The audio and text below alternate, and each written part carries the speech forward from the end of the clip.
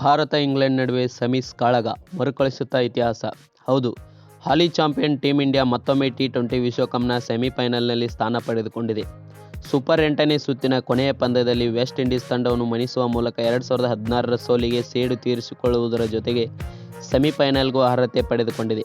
ಕೋಲ್ಕತ್ತಾದ Eden gardens ಕ್ರೀಡಾಂಗಣದಲ್ಲಿ ನಡೆದ ಗೆಲ್ಲಲೇಬೇಕಾದ ಪಂದ್ಯದಲ್ಲಿ ಭಾರತ ತಂಡ ವೆಸ್ಟ್ ಇಂಡೀಸ್ ತಂಡವನ್ನು 5 ವಿಕೆಟ್ಗಳಿಂದ ಸೋಲಿಸಿ ಸೆಮಿಫೈನಲ್ಗೇರಿದೆ. ಸತತ 3ನೇ ಬಾರಿಗೆ ಸೆಮಿಫೈನಲ್ ತಲುಪಿರುವ ಟೀಮ್ ಇಂಡಿಯಾ ಈಗ ಇಂಗ್ಲೆಂಡ್ ತಂಡವನ್ನು ಎದುರಿಸಲಿದೆ. ತವರಿನಲ್ಲಿ ನಡೆಯುತ್ತಿರುವ ಟಿ20 ವಿಶ್ವಕಪ್ನ ಆರಂಭವನ್ನು ಅದ್ಭುತವಾಗಿ ಮಾಡಿದ್ದ ಟೀಮ್ ಇಂಡಿಯಾ ಲೀಗ್ ಹಂತದಲ್ಲಿ ಅಜೇಯವಾಗಿ ತಂಡವಾಗಿ ಸೂಪರ್ 8ನೇ ಸುತ್ತಿಗೆ ಅರ್ಹತೆ ಪಡೆದುಕೊಂಡಿತ್ತು. ಆದರೆ ಈ ಸುತ್ತಿನ ಮೊದಲ ಪಂದ್ಯದಲ್ಲಿ ದಕ್ಷಿಣ ಆಫ್ರಿಕಾ ವಿರುದ್ಧ ಹೀನಾಯವಾಗಿ ಸೋತಿದ್ದ ಭಾರತ ಟೂರ್ನಿಯಿಂದಲೇ ಹೊರಗುಳಿಯುವ ಹಂತದಲ್ಲಿತ್ತು. ಆದರೆ ಕೊನೆಯ 2 ಪಂದ್ಯಗಳನ್ನು ಗೆಲ್ಲುವ ಮೂಲಕ ಸೆಮಿಫೈನಲ್ ಪ್ರವೇಶಿಸಿದೆ. ಇನ್ನೂ ಯಾರೆಲ್ಲ ನಮ್ಮ ಚಾನಲ್ನ ಸಬ್ಸ್ಕ್ರೈಬ್ ಆಗಿಲ್ಲ ಬೇಗನೆ ಸಬ್ಸ್ಕ್ರೈಬ್ ಮಾಡಿ, ಹಾಗೆ ಪಕ್ಕದಲ್ಲಿರೋ ಬೆಲ್ ಐಕನ್ನ ಕ್ಲಿಕ್ ಮಾಡಿ. ಬನ್ನಿ ವಿಡಿಯೋನ ಶುರು ಮಾಡೋಣ. ಸತತ 3ನೇ ಬಾರಿಗೆ ಮುಖಾಮುಖಿ.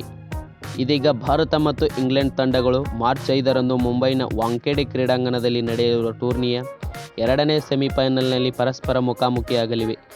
ಭಾರತ ಮತ್ತು ಇಂಗ್ಲೆಂಡ್ ಟಿ20 ವಿಶ್ವಕಪ್ ಸೆಮಿಫೈನಲ್ನಲ್ಲಿ ಸತತ 3ನೇ ಬಾರಿಗೆ ಮುಖಾಮುಖಿಯಾಗಲಿವೆ. ಕಾಕತಾಳೀಯವಾಗಿ ಹಿಂದಿನ 2 ವಿಶ್ವಕಪ್ಗಳಂತೆ ಇದು ಟೂರ್ನಿಯ 2ನೇ ಸೆಮಿಫೈನಲ್ ಕೂಡ ಆಗಿರುತ್ತದೆ. ಇದಕ್ಕೂ ಮೊದಲು 2022ರಲ್ಲಿ ಭಾರತ ಮತ್ತು ಇಂಗ್ಲೆಂಡ್ ಅಡಿಲೇಡ್ನಲ್ಲಿ ನಡೆದ ಸೆಮಿಫೈನಲ್ನಲ್ಲಿ ಮುಖಾಮುಖಿಯಾಗಿದ್ದವು. ಆ ಪಂದ್ಯವನ್ನು ಇಂಗ್ಲೆಂಡ್ 10 ವಿಕೆಟ್ಗಳಿಂದ ಗೆದ್ದಿತ್ತು.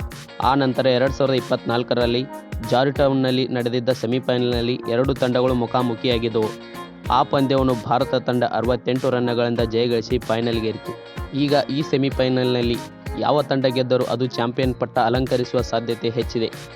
ಭಾರತ ಮತ್ತು ಇಂಗ್ಲೆಂಡ್ ನಡುವಿನ ಹಿಂದಿನ 2 ಸೆಮಿಫೈನಲ್ಗಳನ್ನು ಗೆದ್ದ ತಂಡವು ವಿಶ್ವಕಪ್ ಗೆದ್ದಿದೆ.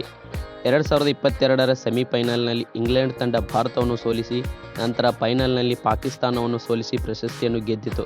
ಹಾಗೆಯೇ 2024ರಲ್ಲಿ ಇಂಗ್ಲೆಂಡ್ ವಿರುದ್ಧ ಸೆಮಿಫೈನಲ್ನಲ್ಲಿ ಗೆದ್ದ ಟೀಮ್ ಇಂಡಿಯಾ ಫೈನಲ್ನಲ್ಲಿ ದಕ್ಷಿಣ ಆಫ್ರಿಕಾವನ್ನು ಸೋಲಿಸಿ ವಿಶ್ವ ಚಾಂಪಿಯನ್ ಆಗಿತ್ತು.